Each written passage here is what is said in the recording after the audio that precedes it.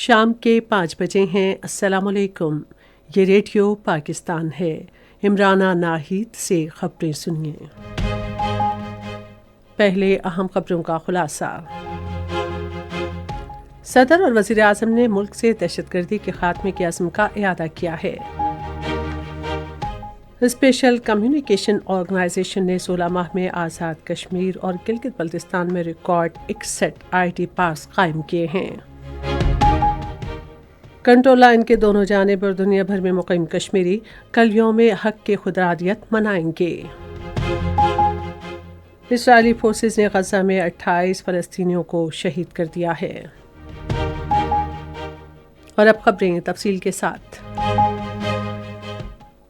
صدر آصف علی زرداری اور وزیر اعظم محمد شہباز شریف نے کرم زیریں کے علاقے بگن میں سرکاری گاڑیوں کے قافلے پر فائرنگ کی شدید مذمت کی ہے۔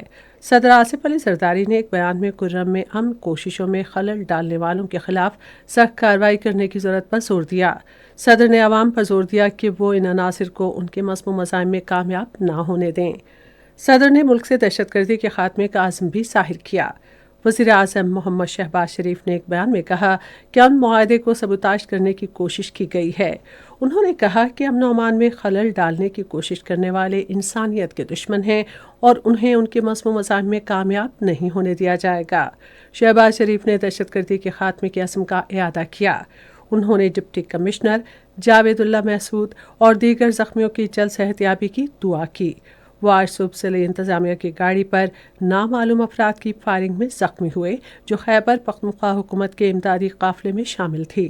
ڈپٹی کمشنر کو علاج معالجے کے لیے ہیلی کاپٹر کے ذریعے علی زئی سے پشاور منتقل کیا گیا۔ اسپیشل کمیونیکیشنز آرگنائزیشن نے آزاد کشمیر اور گلگت بلتستان میں مختلف آئی ٹی پارکس کے افتتاح کے ذریعے ان علاقوں میں ڈیجیٹل انقلاب لانے کے لیے اہم اقدامات کیے ہیں۔ ان پارکس کے قیام کا مقصد ان دونوں علاقوں کو جدید ٹیکنالوجی مراکز میں تبدیل کرنا ہے۔ اسپیشل کمیونیکیشن آرگنائزیشن نے صرف 16 ماہ کے عرصے میں 61 آئی ٹی پارکس اور فری لانسنگ مراکز کے قیام کے ذریعے ایک ریکارڈ قائم کیا ہے۔ خصوصی سرمایہ کاری سہولت کونسل زرعی شعبے کی ترقی پر توجہ دے رہی ہے۔ کسانوں، زرعی یونیورسٹیوں اور تحقیقاتی مراکز کو جدید ٹیکنالوجی اور وسائل کی فراہمی کے لیے کوششیں کی جا رہی ہیں۔ زرعی شعبے میں حقوق دانش کے ادارے اور national seeds development and regulatory authority کے درمیان بھی اہم اشتراک عمل ہے۔ یہ شراکت داری زرعی شعبے میں باہمی تعاون، جدت اور کامیاب کاروباری ماڈلز کے فروغ میں نہایت معاون ثابت ہو رہی ہے۔ کنٹرول لائن کے دونوں جانب اور دنیا بھر میں مقیم کشمیری کل یوم حق کی خودارادیت اس عزم کی تردید کے ساتھ منائیں گے کہ وہ عالمی سطح پر تسلیم شدہ ناقابل تنسیق حق کے حصول تک اپنی جدوجہد جاری رکھیں گے۔ یہ دن منانے کی اپیل کل جماعتی حریت کانفرنس نے کی ہے۔ 5 جنوری 1949 کو سلامتی کونسل نے ایک قرارداد منظور کی تھی جس میں اقوام متحدہ کے زیر نگرانی استصواب رائے کے تحت کشمیریوں کو اپنے مستقبل کا خود فیصلہ کرنے کے حق کی حمایت کی گئی تھی۔ ادھر بھارت کے غیر قانونی زیر قبضہ جموں و کشمیر میں سری نگر اور دیگر علاقوں میں پوسٹرز چسپاں کیے گئے ہیں جن میں اقوام متحدہ پر زور دیا گیا ہے کہ وہ تنازع کشمیر کو 5 جنوری 1949 کو منظور کی گئی اپنی قرارداد کے مطابق حل کرائے۔ پوسٹرز میں اس بات پر زور دیا گیا ہے کہ یوم حق کی خودارادیت عالمی برادری کے لیے ایک یاد دہانی ہے کہ وہ کشمیری عوام کے حوالے سے اپنی ذمہ داریاں پوری کرے۔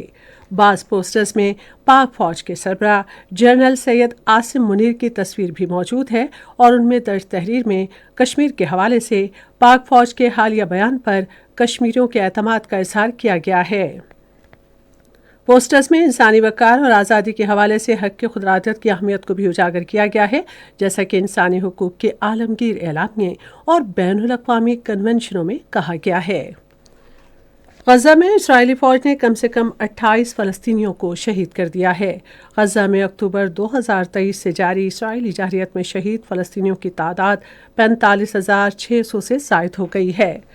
پاکستان نے اقوام متحدہ کی سلامتی کونسل پر زور دیا ہے کہ وہ غزہ میں جاری فلسطینیوں کا قتل عام اور تباہی بند کرانے کے لیے فوری اور غیر مشروط جنگ بندی کا مطالبہ کرے۔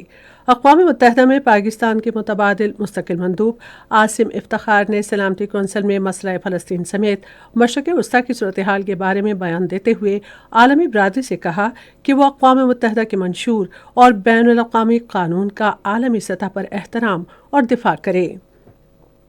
انہوں نے سلامتی کونسل پر زور دیا کہ وہ لوگوں کی زندگیاں بچانے کے لیے ہنگامی امداد تک رسائی کے لیے محفوظ راستوں کا قیام یقینی بنائے اور غزہ کے تباہ حال صحت کے نظام کی بحالی کے لیے تعمیر نو کی کوششوں کو ترجیح دے۔ عاصم افتخار نے اقوام متحدہ میں فلسطین کی مکمل رکنیت کے لیے پاکستان کے مطالبے کا اعادہ کیا۔ اور اب کرکٹ۔ کیپ ٹاؤن میں دوسرے کرکٹ ٹیسٹ کے دوسرے روز جنوبی افریقہ نے پاکستان کے خلاف اپنی پہلی اننگز میں اب سے تھوڑی دیر پہلے تک 466 رنز بنائے اور اس کے 5 کھلاڑی آؤٹ ہوئے۔ اس کے ساتھ ہی خبریں ختم ہوئیں۔ مزید خبروں اور ترسیوں کے لیے ہماری ویب سائٹ ہے radio.gov.pk اور فیس بک کے link radio Pakistan news official پر براہ راست ویڈیو اسٹریمنگ بھی ملاحظہ کیجیے۔